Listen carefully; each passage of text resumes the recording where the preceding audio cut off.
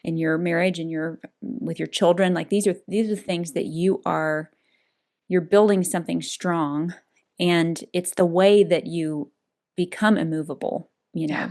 in these larger patterns. So yeah, I just think we definitely have overlooked as women how much ground we give to Satan, just in the ways that really matter most. So the other thing, just in talking about like spiritual warfare, like I'm just your average little small town pastor's wife. Like I'm not, I'm not. Um, we're Reformed Baptist, like we're not known for our spiritual warfare kind of talk, I guess, in Yeah. the circles that I run in. So like, I didn't write this book on spiritual warfare because I just feel like, oh, I'm such an expert or whatever. Um, I think I think that if anything, my circles maybe underemphasize spiritual warfare to a degree, and maybe need to be more aware because we're very guarded against this ditch of like the devil made me do it kind of talk. Right. Or like here's what Satan told me, or here's what God told me, and not being able to back that up in scripture, and all that is totally true. So it's not like I want to see a demon under every rock, like, oh, Mm. what does Satan want me to make for lunch today? Because I'm gonna Right. like Dwight Schrute. Every morning I ask myself, what would Satan want me to do? And then I do not do that thing. I'm dying because we all know people like that, though. Like, Right. it's the thing. Like, Right. there's this Yeah. spectrum of Yeah. spiritual warfare belief that exists, and it's like you said, it's Dwight Schrute, and it doesn't exist is the problem on the other end. Right. That That's right. Of that like, we're yeah, that giving it Satan has no no power. credence. Yeah, I Right. don't need to worry about that. I Talking about spiritual warfare is like weird right, and like exactly. unnecessary and like Exactly. you're over Yeah. spiritualizing things. I'm like, first of all, everything's spiritual. So like that's Right. not even an That's argument. right. Yeah. But I do think that Jesus lands like somewhere in the middle of those two, as he does with Hmm. almost every issue, is like, yeah, no, like scripture is so explicit. It's so explicit. We have an enemy. Yeah, we Yes. have an enemy. He is out there. He is prowling. He's active in some way.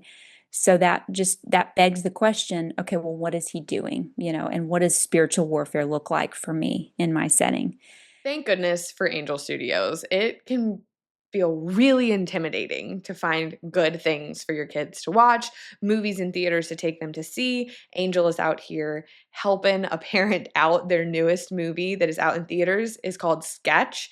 It's so cute. It's this little girl. She's got a notebook full of creative drawings. She drops it in a magical pond. The drawings come to life, and her family has to handle it. They have to deal with the situation, and as with everything Angel does, it has a greater story and theme, and just this concept that together with connection and with love and with laughter, we really can face our big emotions, big feelings, situations that feel like too much for us to handle. And right now, when you become a premium Angel Guild member, you can get 2 tickets to see Sketch in theaters, as well as full access to their streaming library, which honestly, a lot of time is the only thing we watch in our house. They have some great kids shows and movies, as well as stuff for adults. And so if you're looking to watch something that leaves you feeling better after the fact, go to angel.com/Blake, sign up to become a premium Angel Guild member, get your free tickets to see Sketch, and enjoy everything they have to offer. There's also a little pocket, I guess, of women who I think are giving a kind of real they're having a real respect for spiritual warfare, but it's in the wrong place. I think like for instance, someone told me the other day that they know women who are afraid to buy things from a thrift store because there might have been like a hex or some kind of a bad vibe or something, I guess, in the place where You're this like came from. So, attached to it. inviting this into Yeah. your home. Yeah, which I'm like, okay, I would pray over a blanket maybe if I thought, oh, there might be, I don't know, like if I had some kind of weird question mark about the environment, maybe something was in, but I don't know why you would assume that about a blanket from the thrift store. I would wash a blanket from the thrift store because there's Please probably do. bed bugs in it, Yeah. but like in terms of like, an object having a great deal of power, um, I would say you should really be much more concerned with your obedience and what are the forces of darkness having to say and having to do about those things, like the Yeah. the relationships in your home, the way that you're using your time, like the things that you're filling your mind with, like that is so much more weighty and important in your life than making sure to pray over the blankets that come from the thrift store. So yeah, it's just it is. It's like knowing where the battle truly lies so that you can give full attention and energy to fighting the good fight and, putting on your armor and going for it. Yeah. So, Pause just one more second. Also, when you're moving your hands, I think it's moving oh, your camera I'm sorry. because Yeah. your camera was shaking just now. I just want to make sure that for YouTube that doesn't happen again. I'm sorry. I usually don't have to interrupt them. I didn't know you were on YouTube either, so that's good for me to know. Oh no, it's okay. I'll stop picking my nose. Whew, crisis averted. And it's funny that you say that. Hold on, wait one second. It's funny that you say that about like the things being attached to like thrift store finds or stuff like that. Cause I do think that probably like there are worlds of Right. like in the spiritual realm that we can't even really understand. What I think we have to remember, and I'm very, very bad, I'm notoriously terrible at references, but I know that there's a place in scripture where people are told that it's okay to eat food that's been sacrificed Right. to idols, Right. right? So like the power of Christ is still stronger than any Yes. demonic force that enters into your home. And so it Right. goes back to exactly what you just said. Like if you are focused on a home that is covered, that is prayed over, that functions in the spirit of Christ and community, Mhm. then first of all, I think if you did bring something in, you would become very aware of it very quickly and be able to deal with it. Like if you are Mhm. already in tune with the spirit. But I think that gives you a certain kind of standing and not like moves you away from a need to be fearful. And I think that Mhm. that is sometimes what we see people functioning in when it comes to spiritual warfare or the demonic forces being real is we face it with a lot of fear and we forget we are fighting a defeated enemy. Like Yeah. he's like he's been his yes, he can still harm us. Yes, he can still do terrible things on a world stage or in your home. But he's still a defeated enemy and you still have the power that defeated him Mhm. within you. Right. Right. And I think that reference, like the passage about eating food that has been um just of not being unduly concerned with where something came from. I think that's a Yes. really good model for how you would treat something like that with Yeah. an object that you were worried about.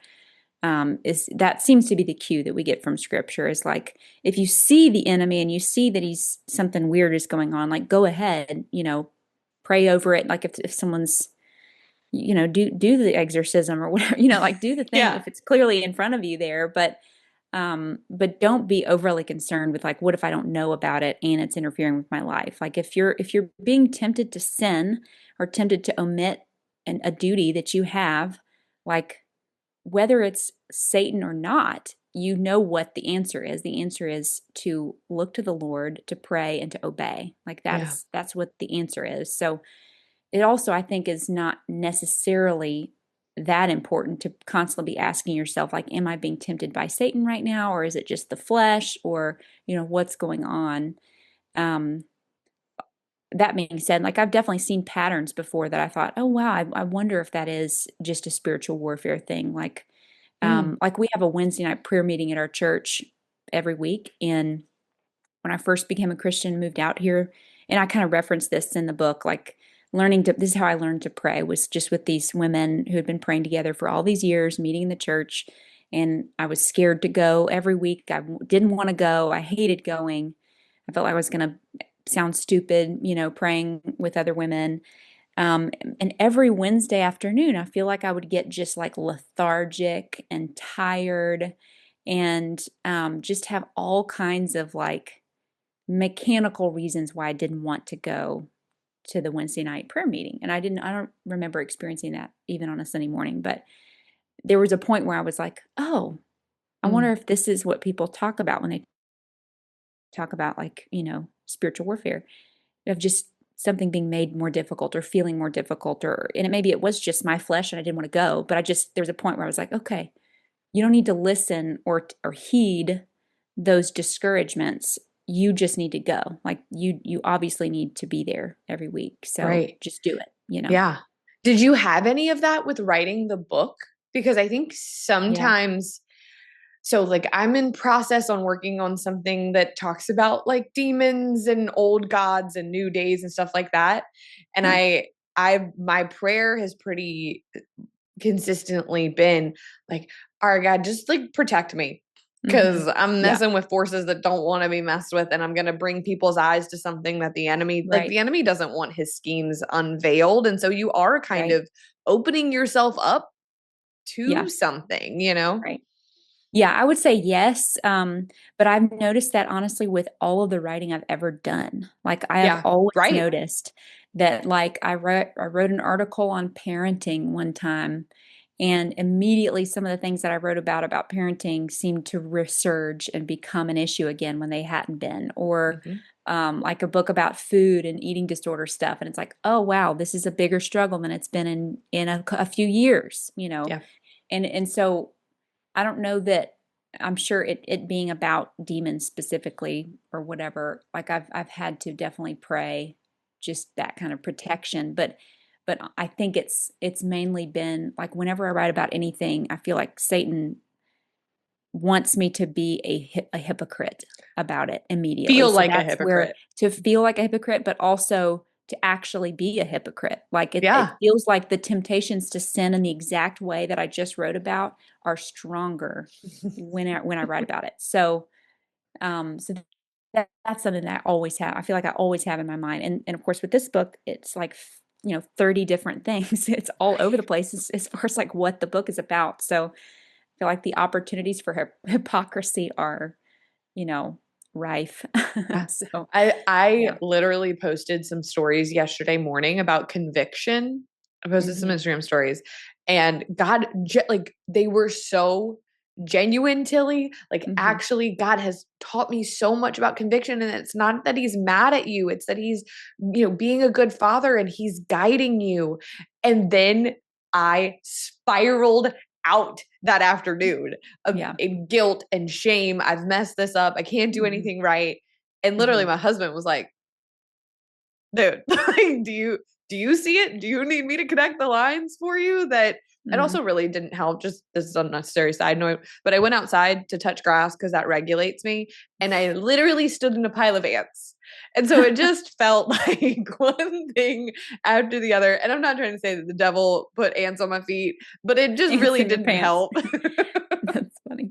And Yeah. so it's very true. And I don't think that has to be, that's not exclusive to writing or communicating publicly. Like you can be mentoring, you can be encouraging, you can be Hmm. instructing, and then behind the scenes you're going, "Oh That's right. Yeah. no." Like as soon as you Like go public about something, like as soon as you go on the record about something with a yeah. friend or with your husband, even to be like, I'm purposing to do this thing, like that is Yes. when it gets really hard.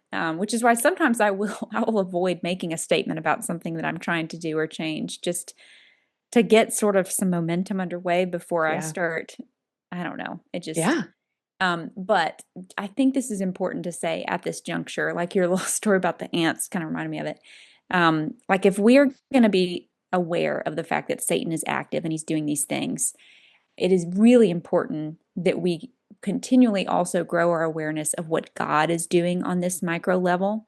And like the fact, for instance, like if we're going to see Satan at work, like I think it's very important to see God always at work. Like his hands are Come just on. all over the place all the time. So for the fact that God has a sense of humor and that he Mhm. tells jokes on us all the time and tells jokes to us all the time and putting like having you stand in a thing of ants, that sounds like a great joke on his part to me, but Right. Right. Yeah. so like I also love, and it's very helpful to me to generally be like, yes, I'm aware of Satan's devices.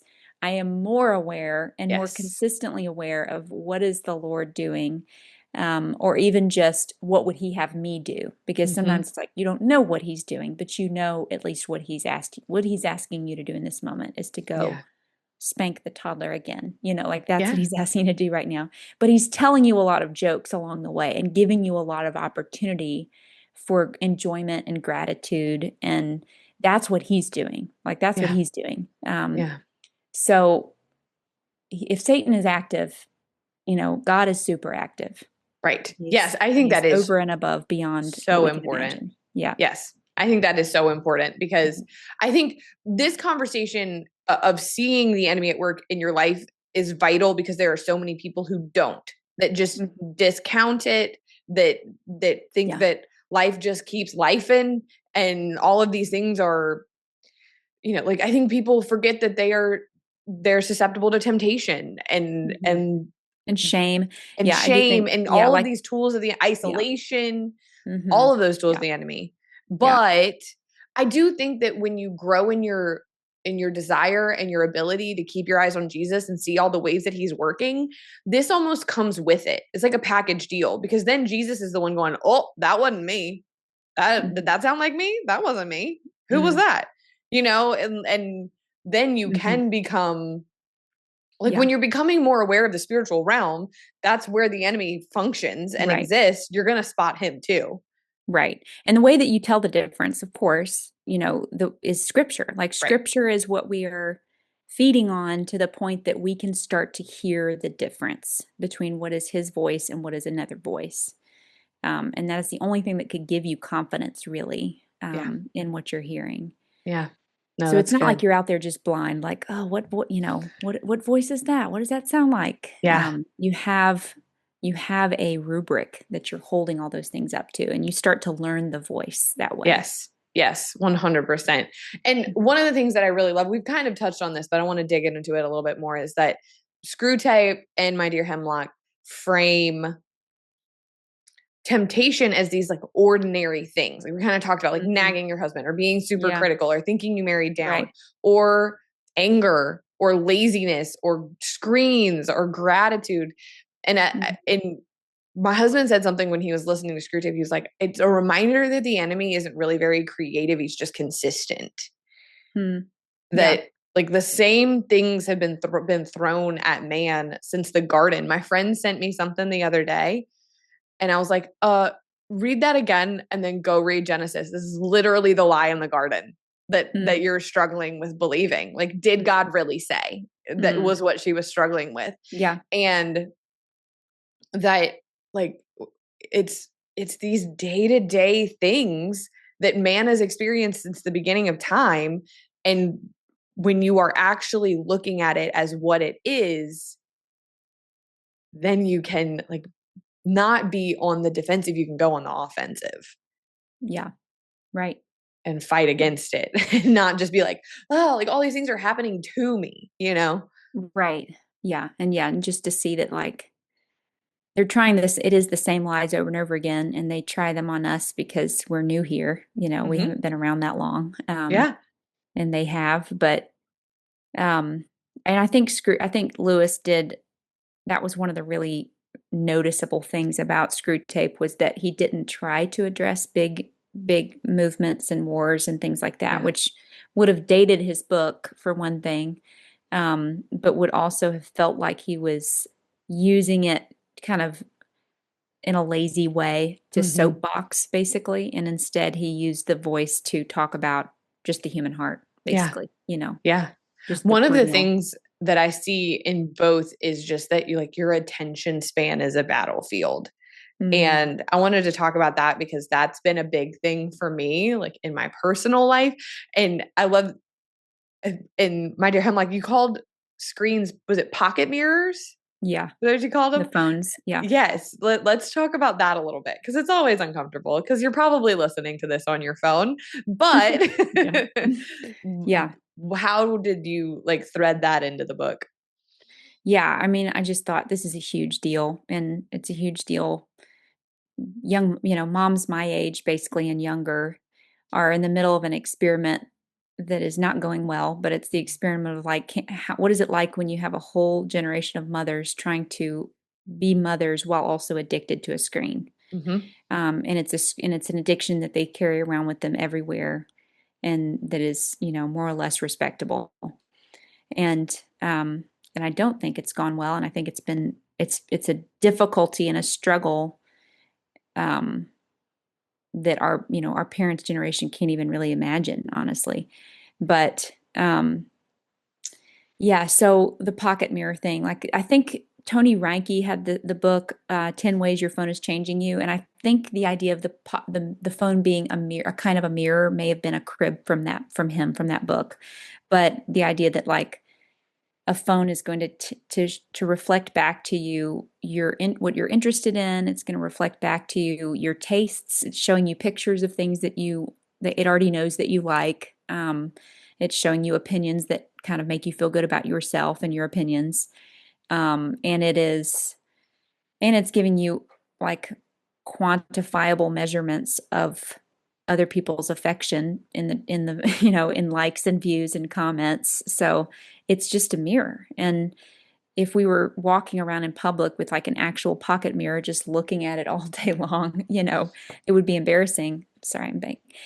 It would be no one would do that. Right. But because it's this other thing, I just think we don't see it the same way. But what Madame Hoaxrat says in that chapter is that basically the human beings were created to live as creatures in God's world, living inside of his time. And he's designed time to be like this road, and they have to walk down the road of time one foot after another. You have to finish one moment in order to go into the next moment. And sometimes it feels fast when they're enjoying themselves. It feels like a swift and easy road. And when they're having a hard time, it feels like a slower road. But it's time, and they're inside of it, and that's how he's made them to be. But Hoaxrat says, we as demons have sort of rejected God's time. We don't want that kind of structure, and so that's me kind of imagining why or how it is that maybe demons are in this unwinnable war, is that they might be kind of disoriented by sin, because sin disorients you. It makes you stupider. It's one of the Hmm. themes in the book. Sin makes you stupider.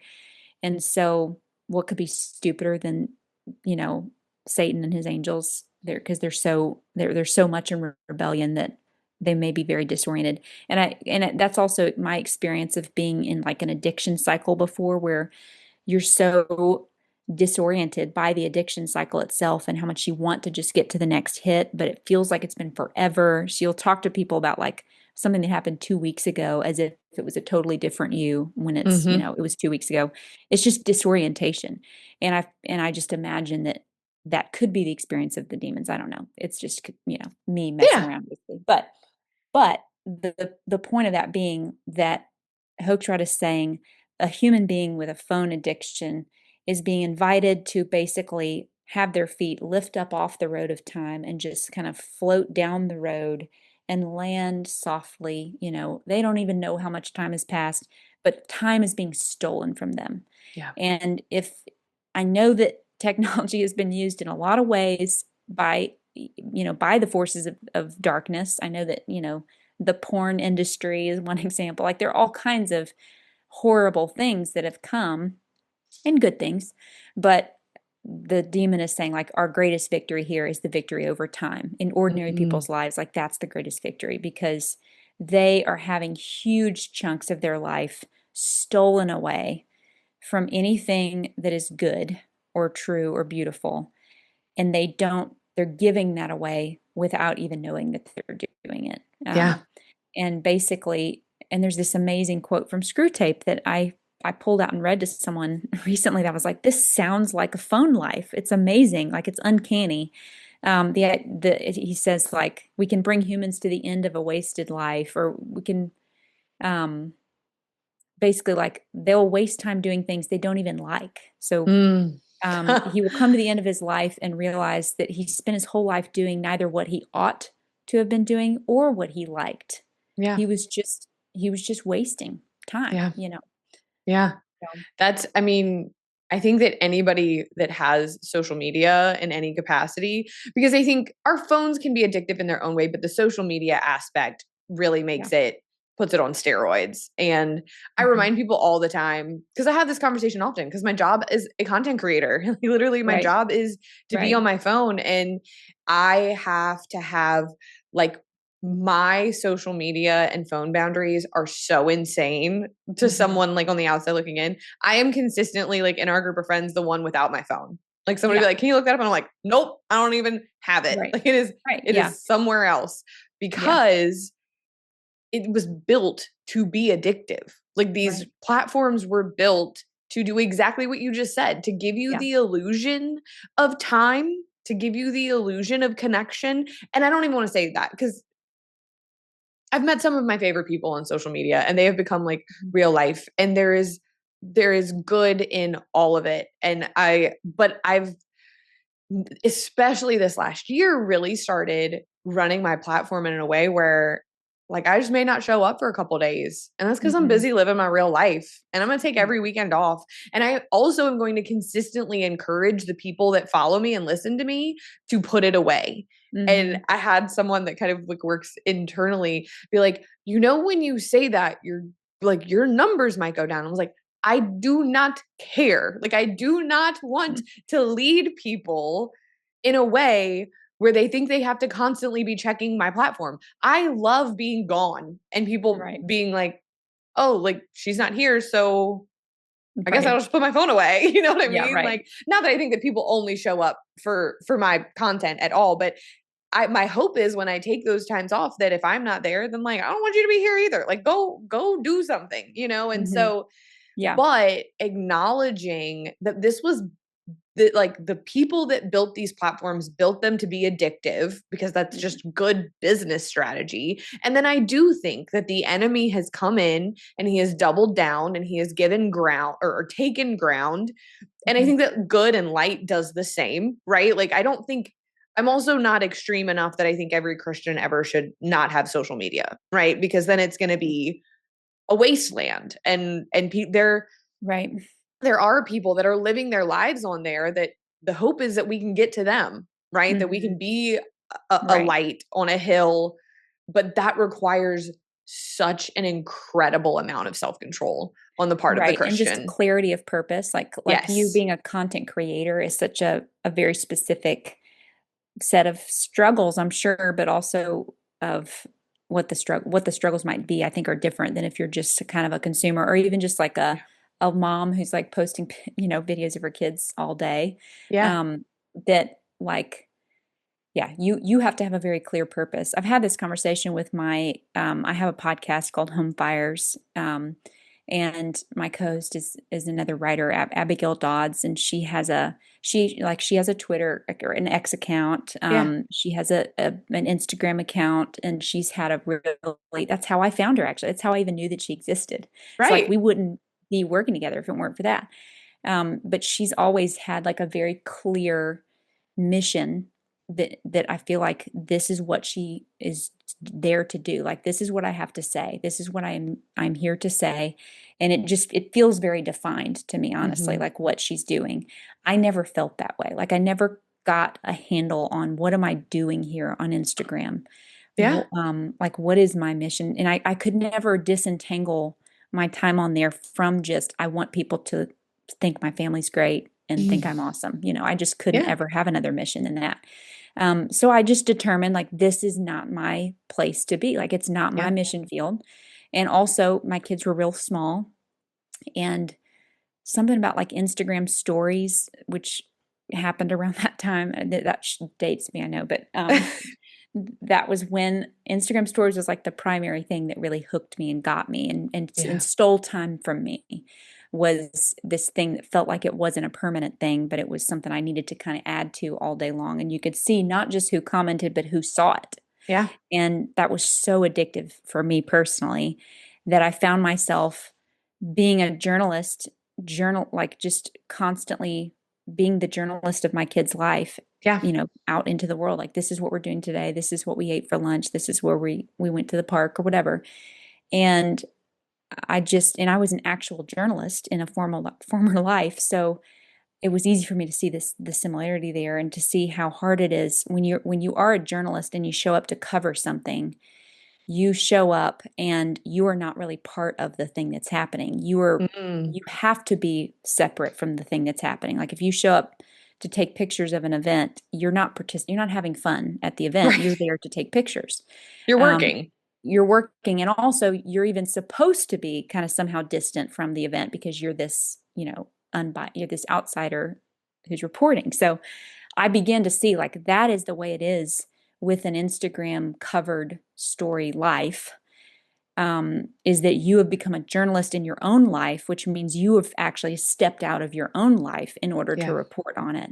And you cannot do that as a mother without some serious ramifications. So you need to really weigh that Yeah.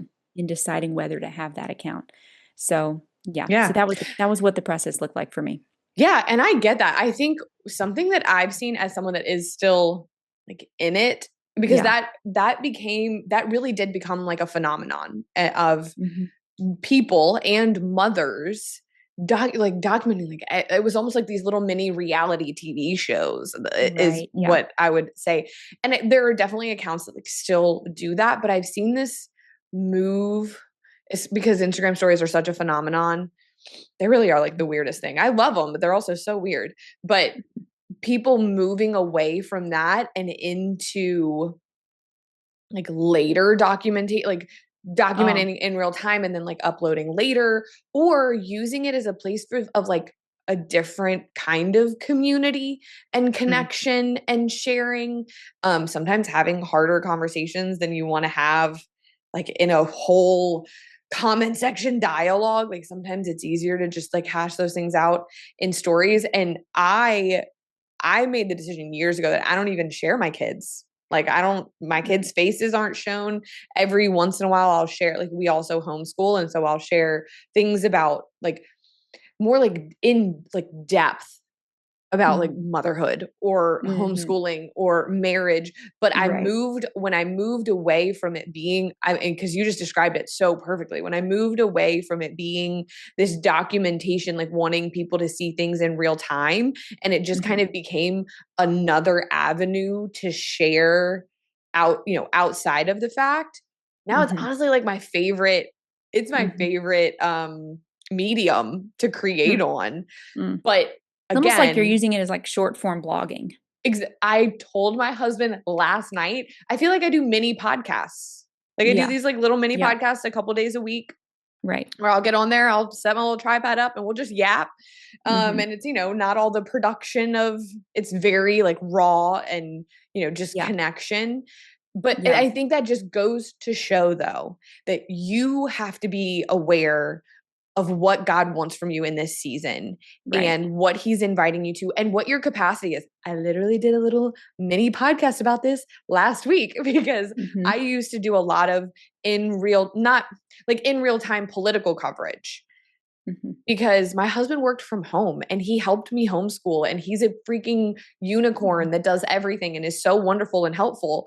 But then he went back to work and I had to like come to a screeching realization that my Mhm. season and capacity has changed. And so now I don't really Mhm. do that anymore. And Right. and Yeah. I Yeah. when I was like fighting to try to keep doing this thing, but my season had changed and my capacity had changed, it was awful. It was Yeah. so hard and Right. draining. And so Yeah. I do think it's like just being honest when it comes to like the pocket mirrors and how you're using it. Yeah. Like, how addicted am I into this? And Mhm. looking at what the effect of that addiction is in your home and in your real life. Mhm. I read something years ago that helped me shift away from sharing the girls, but also from sharing things kind of in real time. And I cannot remember, I can't source it or even probably quote it perfectly, but it was Mhm. talking about what happens to kids when they look like when they're doing something and they look up at you and you're looking at your phone Yes. Yep.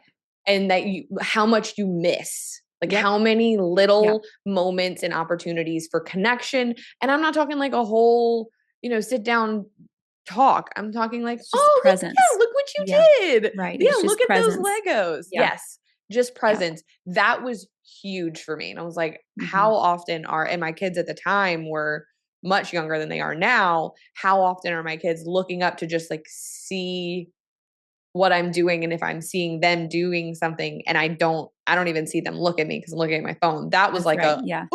like gut Yeah. check. And so Yeah. when you start to see that is the enemy wants you distracted. If he cannot destroy, he will distract. And I do, as someone that makes her living on a phone, Mhm. it is a great tool in his toolbox. Mhm. Yeah, and so I would say, like, take that and just assume that most of your listeners aren't that isn't their professional life. So what they are really is just a mom who, like for me, I wasn't like good at it. Like I wasn't like an influencer. I didn't have any particular message that I felt like I am the one to say this thing. I've got to be like, I have this goal and this mission, and and Instagram is the tool, and this is how I've got to go about it. I didn't have any kind of clarity like Yeah. that. It was just me kind of enjoying the little bits of dopamine that I would get throughout the day by, a little bit of attention or um, just witnessing of my little Right. private life. Yeah. And it was me choosing that over the opportunity to live with and be with my children, Yeah. basically. No, that makes So sense. just, Which, assume that you are probably the majority of people out there, and yeah. that is more the situation that you're in, is that Yeah. you have a mission, but it's not on this platform. Yeah. No, I So, agree. And I think one of the other reoccurring themes that really ties into that is home, mhm, and that this is a spiritual stronghold. It's a battleground. It's a sanctuary. It is so important. And I think we can underplay that sometimes, like mm, that Jesus is ultimately our home and our safe place, but that he gives us one in the tangible to steward as mhm. well. And I It's a think that powerful tool it's a powerful tool. I for think us. that, and we've said this a couple of times, but like, I think the enemy really, really hates home. Yeah, Like, hates yeah. the idea of like a family sitting around a table having a conversation, Mhm, hates the idea of a mother that is present and safe and warm, because my pastor says this all the time, like, he's always coming for the kids. The enemy mhm, is always coming for the kids. And that has mhm, been since, again, like the beginning of time. Look at how many children are attacked over and over in the Old Testament. And when that mindset shift happens, I think the mama bear can come out a little bit, which is good. That is great. Like, bring her out and let her be suited up in the armor of God and be like, no, no, no, you don't get an inch here. mhm. Right. That's right. Put on that mama bear and then use it to fight where there's an actual enemy. Yeah. Yeah. Yeah. And when you're not distracted, you can see what the fight actually is, Mhm, because you'll pick up on, oh, like this is, we were kind of talking about earlier, like this is becoming a reoccurring thing. What's going on there? Let's mhm, talk about that. Like, why are you mm, freaked out about that? Why is this causing so much anxiety for you? Because like your home is yours to steward, and so are your children. mm, And I mean, like, look, I don't know. This isn't crazy. I was about to like qualify it. I do closing shift at home and I love it. I love my closing shift. It's, shutting everything down, wiping down the countertops, making sure everything's turned off and locked up. My husband does like the security sweep, but I enjoy like, and I do it for myself, like on a logistical level, so that when I wake up in the morning, I'm not like, who closed last night? Like it was me. And so it's set the way that I want it to. And I've done that for years, I've never but heard just, anyone put it that way as closing shift. I yeah, really like that. it's the That's sweet. closing shift. I do That's it the cute. opening shift as well, but it's, Mhm.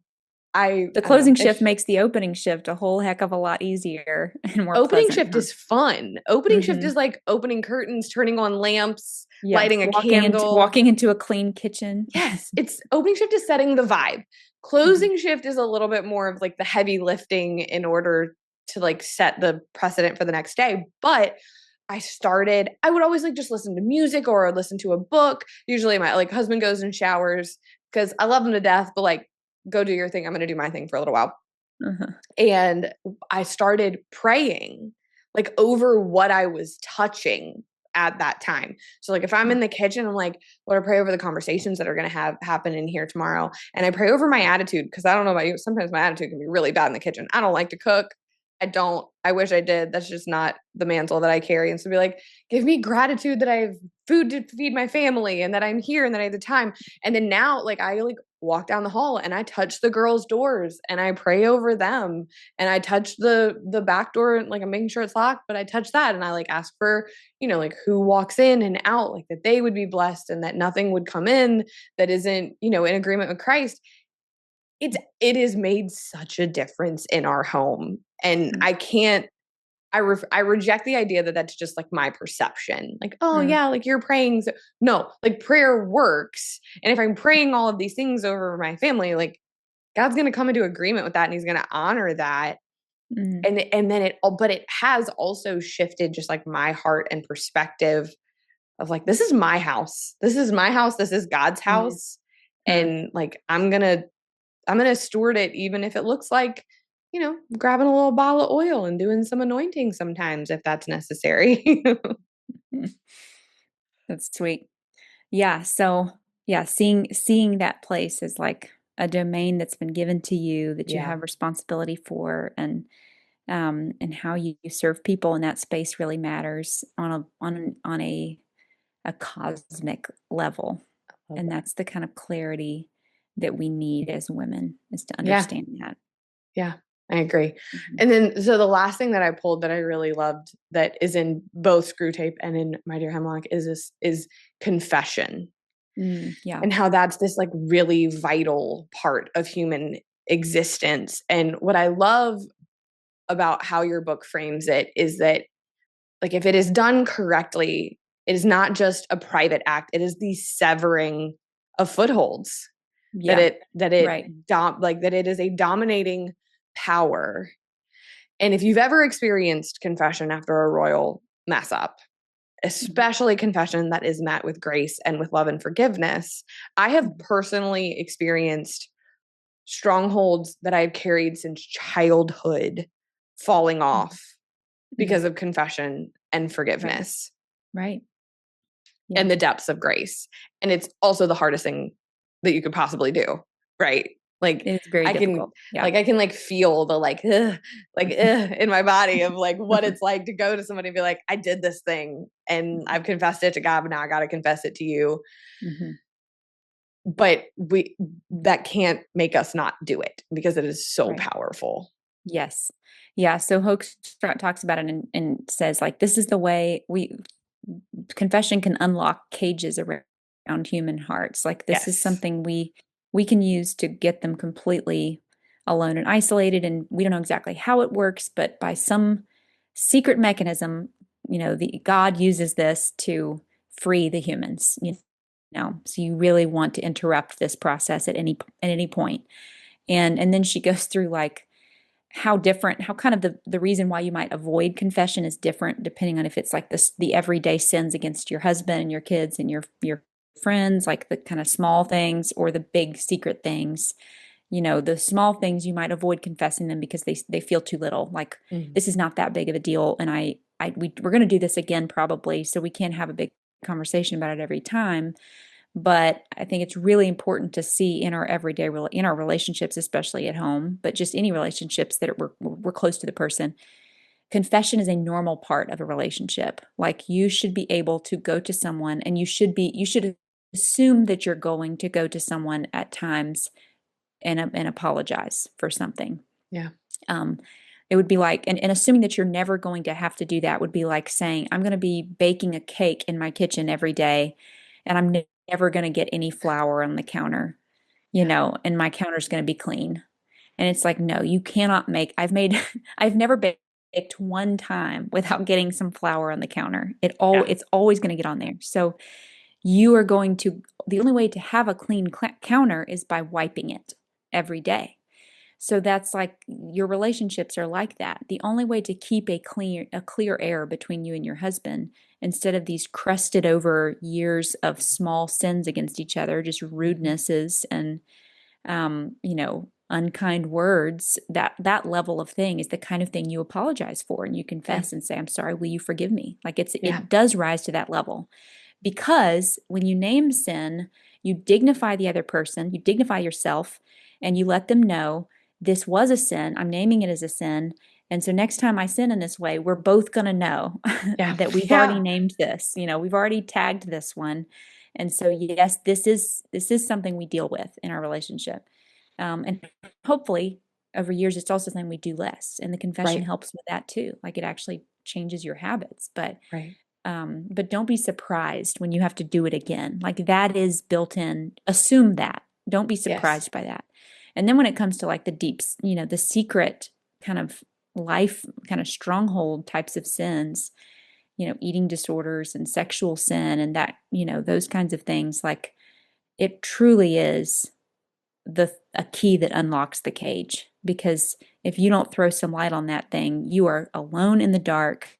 Satan has all kinds of access to you. Yeah. And you think that you're protecting yourself and your, reputation and your dignity or whatever, but what you're doing is laying yourself open to misery and attack. Yeah. So confess that thing, Yeah. get it out there, get it done, Yeah. and then keep doing that Yes. Yeah. And until you're it's going to gone. have some uncomfortable conversations. You're going to, you're not, and unfortunately, you're not always going to be met with,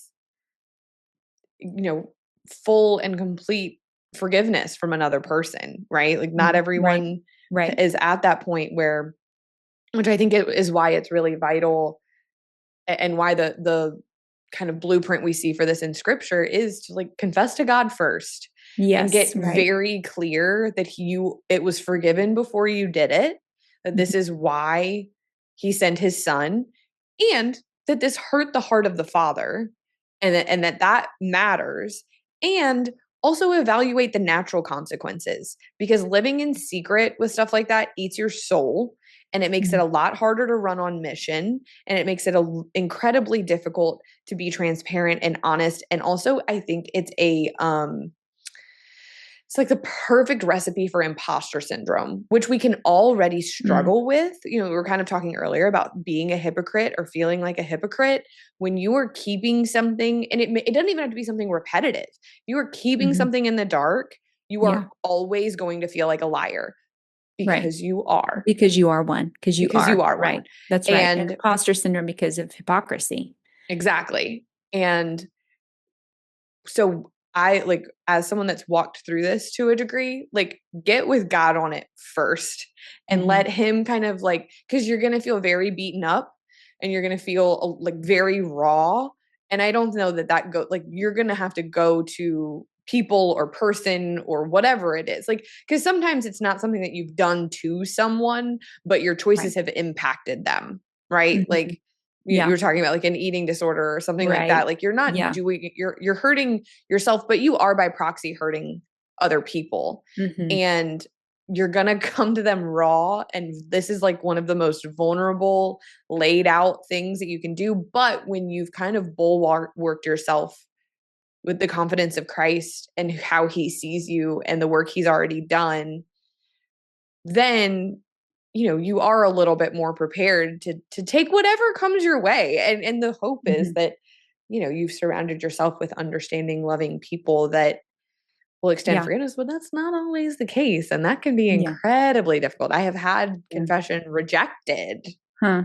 and it's kind of like, all right, now what? And that's why it's like, okay, well, like I did the thing, like I Right. confessed Yeah. to And Christ and I you are confessed to still, you're them. right before God. You've done what you Exactly. were supposed to do.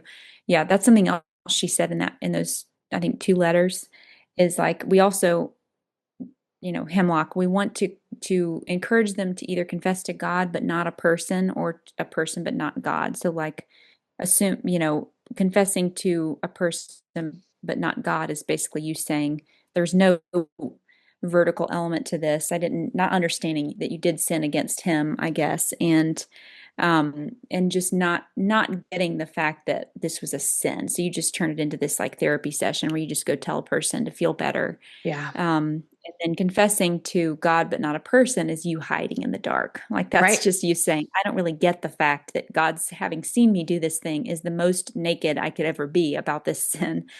And somehow the eyes of a human person are going to be more big of a deal, Yeah. with God having already seen your sin. So Yeah. it's not seeing things clearly. Yes, I agree. And thankfully that's why we have all of these like beautiful examples in scripture where it walks us through like how to do this Hmm. well and right. And so to just wrap us up, if like there's like a whole list of things that we talked about that maybe all of them punch the people that are listening in the gut. I mean, multiple of them punch me in the gut, or you're recognizing like, oh yeah, no, that is like this habitual issue or ground that I've let the enemy take. What are first steps? Because I think that can feel, you talked about like disorienting Mhm. and distracting. Like what what do you do next? Mhm. Yeah, like if you see, for instance, if you see, oh, I have a real pattern of like disrespect with my husband, or anger, like rage or something with my kids, or something that's kind of rising to your mind. It's like, wow, this is a serious way I've been totally capitulating to Mm-hmm. Satan and the flesh. Um, and yeah, your first step is to go to those people and say, this is a real pattern, and I have sinned, and I'm sorry. And this is serious. Will you forgive me? And then you also have to mentally make the note that like you've had a habit for a while. You're probably going to have to do this again. Mm. So just like buckle up and get ready for the ride. Yeah. And then yeah, I would say, um, go to the Lord. Go to the Lord and ask for his clarity. Yeah. Ask for him to show you your heart, Yeah. you know.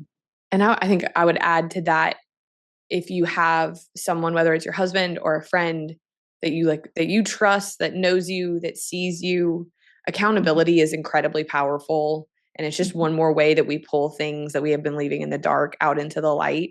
mhm, And that accountability isn't having someone looking over your shoulder going, oh, you messed that up. Oh, you did it again. Like it's someone that you can go to and say, hey, I messed this up again. And now I'm beating myself up about it. And the hope is that they remind you that there is no condemnation for those that are in Christ, and that, like we can try again. And also like I have a friend that I love her because she will point me to Jesus, but also to logistics, right? So like, mm, okay, yeah, like guilt has no place here.